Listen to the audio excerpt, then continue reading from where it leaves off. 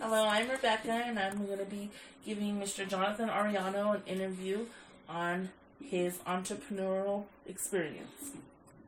How are you? Fine. All right, tell me a little bit about yourself. Well, I'm 50 years old, and I'm a self-made entrepreneur. My vision started when I was young, and I got fired from my first job. I lasted 3 days, and I knew there had to be a better way. Okay. What was your first entrepreneur experience? Well, we probably have to go back to the early 80s when I've always had this fascination with automobiles.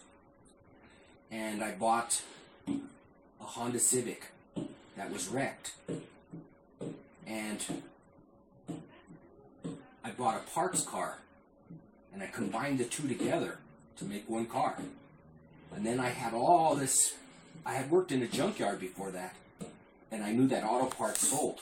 So I put an ad in the paper, and those parts, the Honda parts, started flying off the shelf.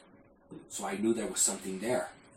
So I started buying all the used Hondas that were broken down as I could. I started filling my father's backyard.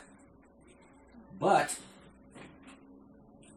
my father was not into self-employment or businesses like that, and he told me to get rid of all the cars. So that one went down the tubes because I didn't have any money to buy myself a building. Did you have any role models when you were growing up? Well, my grandfather was a self-made man also. He worked for himself. Couldn't read or write, but he knew how to hustle. And I watched him. Even though he wasn't very mentoring, I learned how to watch him work his scrap metal business and trash business. And he made a lot of money. And I always admired him that the day he died in the late 80s, that he died being his own man. And that's how I wanted to be. Even though he taught me nothing, personally, that's how I wanted to be. What is your education? High school education. I graduated. Do you find it was helpful in any specific ways? No. It was a waste of time. And why do you feel that way?